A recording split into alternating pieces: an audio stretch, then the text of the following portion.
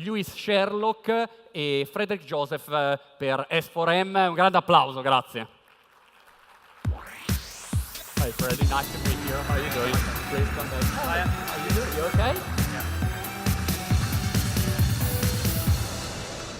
All right. So, welcome, guys. Hi.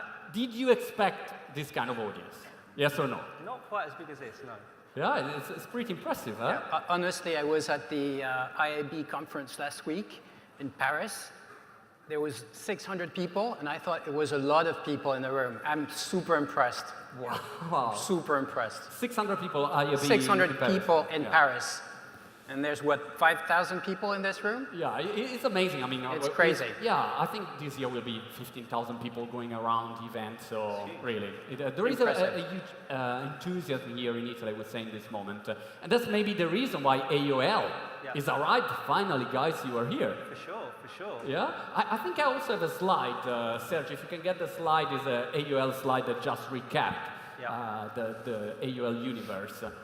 Tell us exactly what is AOL today, just to let them know. Yeah, I mean, AOL for the last 5 years has been on a really, really huge journey. Like we all know as an industry, programmatic video and content have been, and really things that have been exploding. AOL have put a huge emphasis on pivoting their business about 5 years ago to really deliver in all of those areas. So specifically, AOL have now really think about their business in two ways. One is on the content side, so really having market-leading content that we own, operate, or build so that advertisers can tell stories to consumers. And then on the second part of our business, it's really around the platform side. So how do we distribute advertising messages at scale? And that is in two ways around our programmatic platforms. Right. So on the content side, it's things like the Millennial Media acquisition, the Microsoft partnership, Huffington Post, how we're building original content through AOL. And then on the platform side of things, we've really been quite aggressive in what businesses we target, build, and acquire. So I actually came from Adapt TV, the video platform that AOL bought. And so we're bringing together market-leading DSPs, how we approach programmatic TV, also what we do around how we evaluate the consumer journey. So things like Convertro, which is our multi-touch attribution technology. How do we start to make sense of both hand-sold media, programmatic media, and have a consolidated view of both online and offline media so that we can really start to understand where the consumer journey is. Everything, how everything connects together. Exactly. I would like to go, I was curious, because AOL, you launched in Italy, I mean, you're officially in Italy now, so after many years. I would like to go deep into some of the topics that we discussed today. One was mobile, Fred, and you have a long experience. I mean, you've been also IAB France president, right? I was the IAB France president some time ago. For a long time. Mobile spending. We were talking before with Alessandro. Mobile spending is not that big yet, but everyone on mobile, you see now. That's right. Why is that? Well, I mean, I wouldn't say it's not big. It's already, sizable. I think the growth, let's say. It's growing at a very fast pace. If you take the eMarketer's source, they say by the end of 2015, by the end of this year, there will be $70 billion globally spent on mobile. And by the end of next year, 2016, there will be $100 billion, so a $30 billion increase in a year. So I think it's really taking off. I think it's far away, the time where we were saying it's the year of the mobile. That's behind us. We are definitely, in that space already. But I think if you look at the time spent on mobile and the actual spend on mobile, there's still a gap. I think there's still a gap.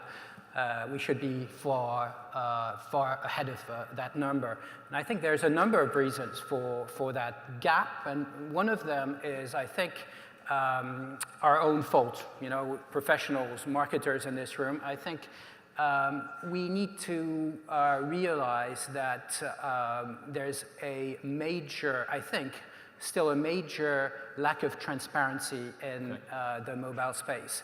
I think that there's a number of players on the marketplace that are doing their job really well, but still, when it comes to transparency, I think there's a number of concerns, and I think that clients want to know more about where they're spending their dollars in mobile. I come to this in a sec, because there is also a brand safety issue connected with transparency. I was curious to know your opinion. I start with you, Luis. On brand safety? Yeah, brand safety, what's your take? What's AUL approach? Brand safety is a huge hot topic in the industry right now. It's something that AOL have really taken very, very seriously. So there's a number of ways that we approach it, and that's one from a human perspective. So anything that comes into our platforms is monitored by humans, and then we also partner with the best-in-breed technologies, people like Forensic IQ, Moat, Integral Ad Science. We layer on all of that technology onto our platforms, like our programmatic demand-side platforms and supply-side platforms, to ensure that we are as close as we can be to being brand safe. But there's no silver bullet. You have to be on top of it day in, day out in order to keep advertisers and publishers brand safe. Okay. Fred, what's your take on brand safety? Well, just to go back a second on the size of the market. Like I said, about $70 billion this year on mobile. And to take the quote of someone just before us on the stage saying that about 70% or 75% of that spend will be taken by the usual suspects, the big players, the Google, the Facebook, and that's the reality. It's true. About 70%, 75% of that $100 billion or 70 billion this year will be taken by those usual suspects. But I have two sort of comments with this. The first one is that there's still about $30 billion to play with, and there's a lot of space for us. We're a mobile startup. I didn't mention that we're a mobile startup. We have a full mobile, what I call native stack, a bidder, an ad server, a tracker, and I think.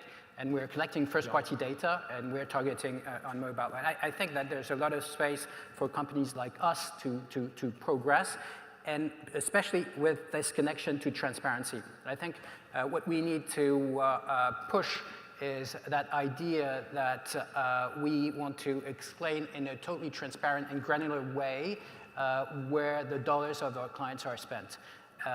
And that, like I said, is one of the big hurdles, I think, to close the gap between the usage and the spend. We talked a lot about programmatic use. And if you would try to condense what are the main opportunities for all companies here, all the brands, when we talk about programmatic, what are those kind of opportunities, in your opinion?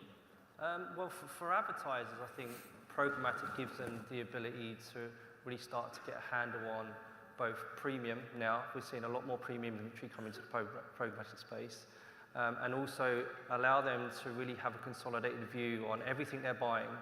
But I think the key principle on the buyer side is the data that they can now bring to the table, so they can start to make a decision on the type of person, the impression that they want to purchase in a media transaction. Right. Historically, before programmatic came about, it was really about relying on the publisher or the supply side to target the end user. I think programmatic now takes it back onto the buyer side so that they can start to make a decision at runtime on who is the right user I want to message and what is the right message that I want to put to that user. And I think these are all things that the advertising side are now bringing into play. Yeah. On the publisher side, they can start to package their own data, and they can also start to bring yield into the way that they start to think about selling to the buy side. Sure. They can really use it to increase their yield in quite a good way. Fred, viewability is another keyword that came out today. I know that you have your personal and company and corporate approach to viewability that is a little bit different from how viewability is seen by the market. Can you elaborate on that? Sure. And again, I think this is another hurdle for more spend on mobile. you know, because everybody knows in this room that the standard of viewability is 50% pixels loaded plus 1 second. This is an IAB standard, and like you said, I was the former president of the IAB in France, so I have a lot of respect for the IAB, but still, when you think of this, 50% of pixels loaded, you know, plus 1 second doesn't mean viewability. We believe at S4M that the viewability should be 100% of the pixels of an ad loaded plus 1 second. I think it's a no-brainer, and clients shouldn't pay under that sort of threshold. If the ad is not loaded fully at 100%, then we should consider that the ad is not fully viewable. Got it. We have just a couple of minutes more, but I was curious to know about new trends that you see in advertising. AOL, what's the big pictures that you see? 2016, what's coming? Yeah, I mean, specifically on the buy side, for us in our platforms business, we're definitely putting attribution at the heart of what we do. We see a time in a very, very not too distant future where multi-touch attribution and technology being used to evaluate a full media journey and what message we need to put in front of the right consumer at the right time is here, and how that informs programmatic platforms to start making smart decisions on what consumers they target and when. So we think this, and also obviously mobile. You know, we know that the audience is shifting mobile, and we know that a lot of screen time is going to be on mobile, and this is one of the reasons for our millennial acquisition, because it gives us the ability to target a huge audience, in-app audience as well, as more and more people consume media in-app. It gives us the ability to start to join the dots between a web audience and an in-app audience, which has traditionally been quite difficult. You talk about targeting, Fred, which is another interesting topic. What do you think? Is targeting today precise, accurate, or maybe we can improve there? So yeah, targeting is critical in any area, and particularly in the area of mobile, where you can normally, if you do your job well, you can target the right person at the right time in the right context with the right message. You know, this sort of cheesy sort of thing that everybody claims they can do.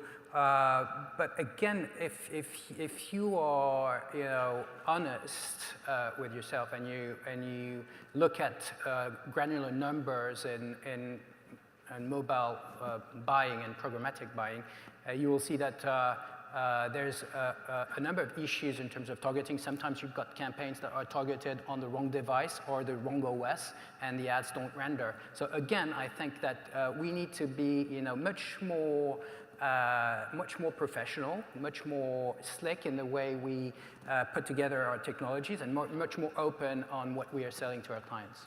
Very good. It was a pleasure to talk with you. Frederick Joseph, you Sherlock, AOL. Thank you so much, guys. Thank you so much. Thanks, Phil. Thank you.